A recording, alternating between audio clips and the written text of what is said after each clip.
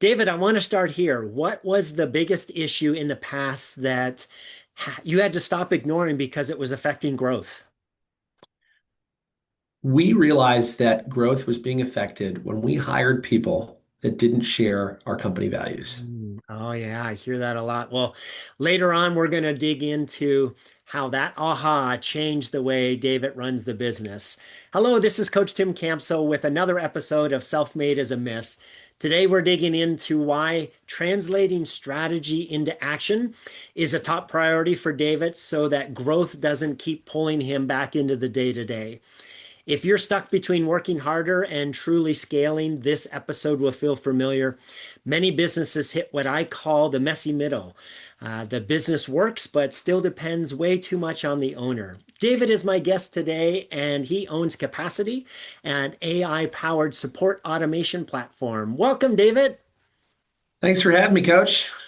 Awesome. Well, hey, let's start at the beginning.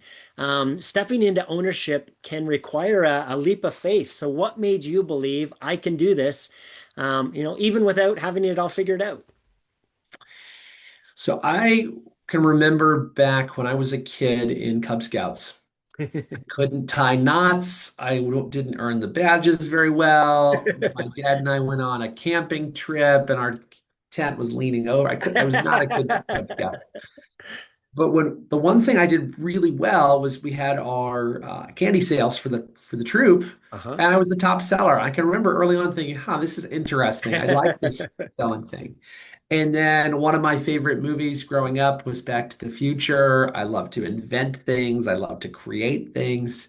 So that was kind of in the backdrop. Yeah, And then I learned to code in high school and loved how you could take an idea and turn that into reality through technology. yeah. And so this idea of being a technology entrepreneur is really the culmination of my entire childhood, everything I was interested in, everything I love to do combined. Yeah, I love it. Wow. And no more having to build things that are are structural. You can build it on the computer and you can correct it before you hit send, right? Exactly. So now after the fact, David, what's been the biggest difference between, what you expected in terms of, business ownership, entrepreneurship, and, the reality of what it's actually been like? Yeah, I mean, there's that meme where it's like people think success looks like this, and it actually looks like that, right? Yeah. I would say that it's definitely true. And I would also say that everything I'm doing now, I talk about starting and becoming an entrepreneur was the culmination of my entire childhood. Everything I'm doing now today in my current company is a culmination of the last 25 years of work. Mm, And so it's not just that success builds on top of itself, but you start to learn things, you start to pick up organizing frameworks, you start to pick up ways of relating yeah. that don't happen, you don't know out of the gate as a brand new entrepreneur. Yeah, yeah. You did the squiggle line, which is a great transition into my next question of, there's lots of different plateaus and pivots that businesses hit as they're growing. So earlier, you shared that not paying enough attention to values when hiring was affecting growth. Give me a little bit more insight on that. What was happening and what changes did you make to work through that? Yeah, so uh, I have a firm belief that companies reflect the values of their founder. Mm, I heard somebody say once that, you take Mark Zuckerberg and you take Larry Ellison. If you took Mark Zuckerberg out of Facebook and you put him in charge of Oracle, or you took Larry Ellison out of Oracle and you put him in charge of Facebook, these are great CEOs, obviously been very successful, but they're not going to do anywhere near as well mm, because those companies don't reflect the yeah. other person's values. Yes, And yes. so that was one kind of backdrop. And then the second thing was that I hated having to fire good people who Mm, I liked, mm, who just like, what, why did we hire this person wasn't the right fit, even though they might be a wonderful individual. yeah. Like I had a guy who worked for us who used to work for a very large tech firm and was really good at dealing with large tech firm problems, but we were a tiny tech firm at that Yes. point and Yeah. didn't have those types of problems to go deal with. So it's Absolutely. just like a mismatch. So what we started to do is first codify and define what are our company values. And we Hmm. have five of them. We call them Hope H. The first H stands for hustle. Everyone here is working their tails off. The O stands for ownership. We own our results. We own our mistakes. Yeah. The P stands for proactiveness. We like to get speeding tickets, not parking tickets. The E stands for excellence. We keep score. We work hard. It's a competitive bunch, and we look and see like what's on the scoreboard. Yeah. And then the last H stands for humility. Your talent and performance has to outpace your ego at all times. Mm. Even if your Awesome. talent is really high, Yeah. but if your ego is bigger, we we we just remove those people from the Yeah. organization because they're like a cancer that metastasizes. Absolutely. Yeah. And so what I've found in my experience is that we want people with diverse backgrounds, heterogeneous backgrounds, come from all sorts of different places, Yeah. but they have to have those shared homogenous values Yeah. for them to be successful in this culture. Yeah. And look, if I'm in a different culture, those are probably not the right values Sure. for an established university, as an Hmm. example. Yeah. Right. They're Yeah. probably going to have different values, and therefore there'll be different people that would be a better fit for that kind of environment. Absolutely. Yeah. Yeah, you nailed it. The term of hire slow, fire fast couldn't be more true, right? And I've seen so many businesses make the mistake of what you said, right? We hired a good person, but they weren't a good cultural fit. And they become a cancer to the organization, not because they're a bad person, but because it just doesn't fit and it doesn't work. And so taking the Well, time and that, to figure that and out is important, right? and just to add to that, like I am trying to help them in my interview process. I'm trying to help them disqualify the op. Yes. Yeah. Like, I know everybody's looking for a job, but I'm trying to tell, like, hey, do you really want to sign up for this? Is Yep. this the environment that you want? Because if it Yes. is, if this is what you're looking for, Yeah. yeah, we're going to be a great opportunity for you. Yeah. But if this is not the environment you're looking for, these aren't the things you value, like, don't do that to yourself. Don't do that to us. Yeah, yeah. And bigger picture, people want to feel part of something bigger than them, right? And feel like they're making a difference in the bigger picture. So if they're not culturally aligned, that sense of satisfaction just won't be there. Correct. Yeah.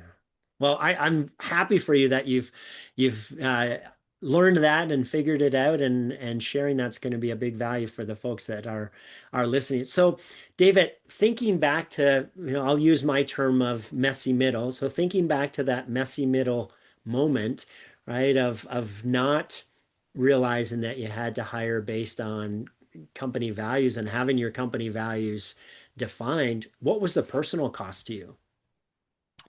Yeah, I mean, I think the personal cost is when you don't have well-defined values that you actually adhere to, by the way. Anyone can put a bunch of things on a wall. You don't actually adhere to them.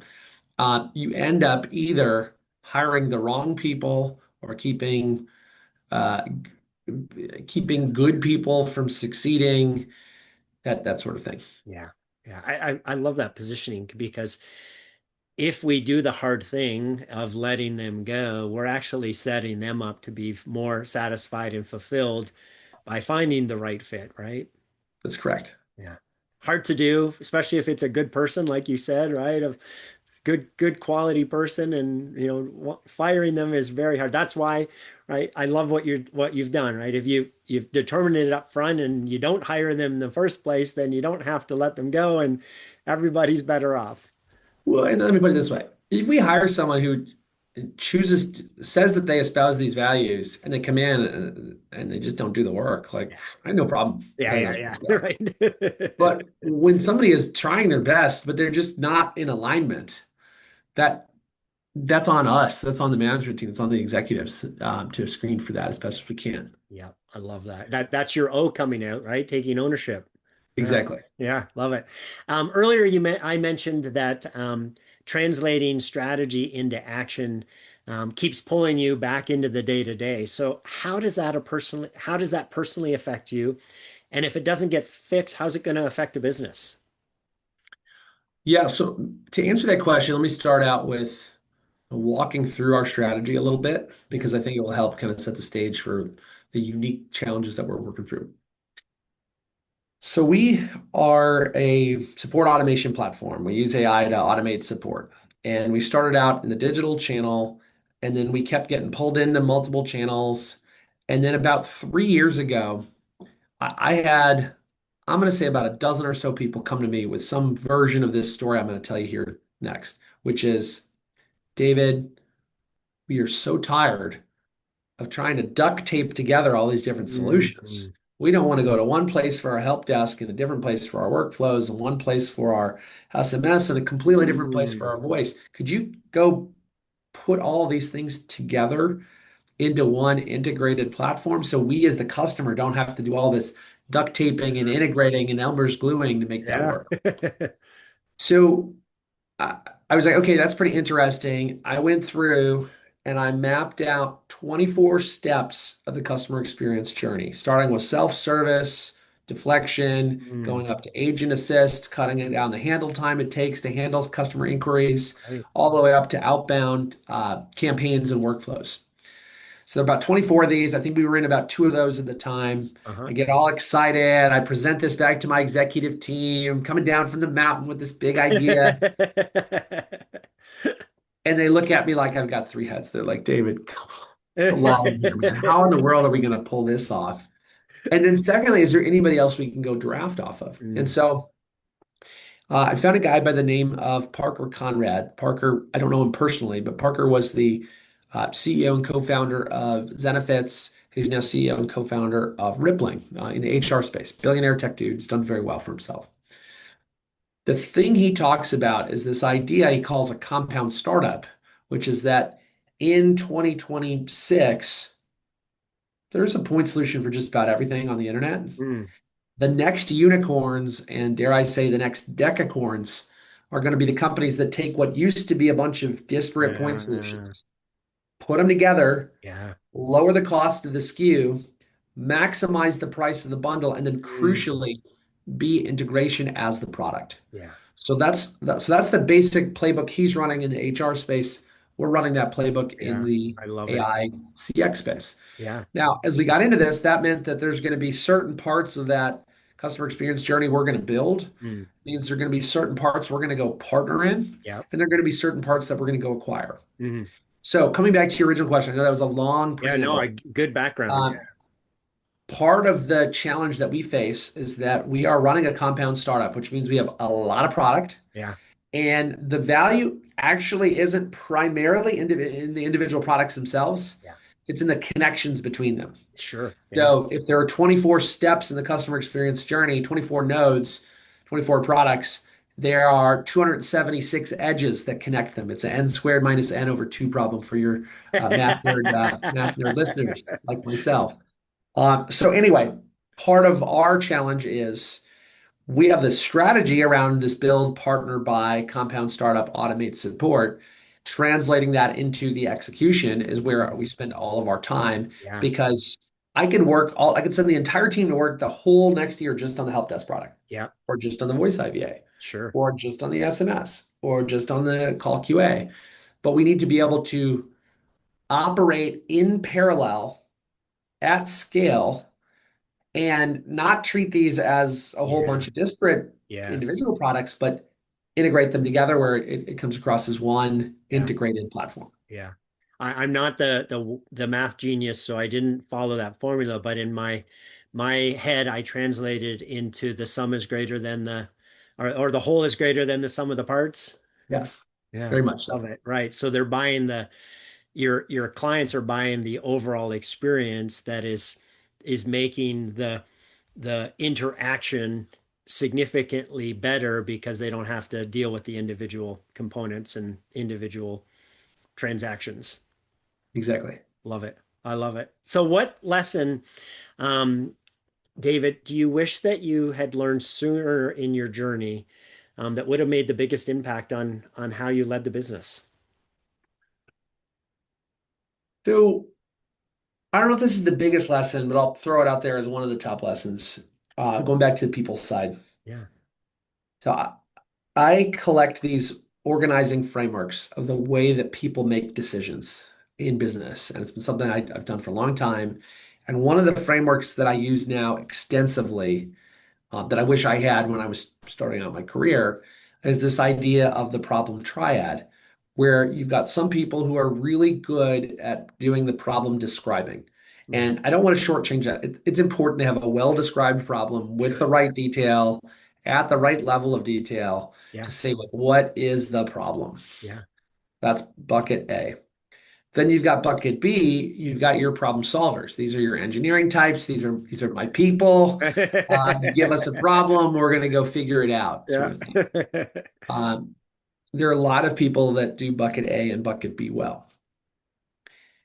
But bucket C is what I would call your problem selectors. Mm, These are the people that can know which problems are worth solving, hmm. in what order, Yeah. in what priority, Yeah. and when should we say no to this problem? And when should we say yes? And how do we stack rank these problems? And Right. so, one trap I have gotten into, and I'm sure some of your listeners have run into this as well in their businesses, is sometimes you can have someone who is a fantastic problem solver, Mm. but they're a terrible problem selector. Sure. Yeah. And so, you have to figure out um, not only how do you get better describing of problems and better solving of problems. It's like, how do we collectively increase our team's ability to problem select Sure. as the Yeah. team grows, as we Yeah. take on more, as the Yes. company gets bigger, et cetera. To avoid the ready, fire, aim idea, right? Correct. Yeah.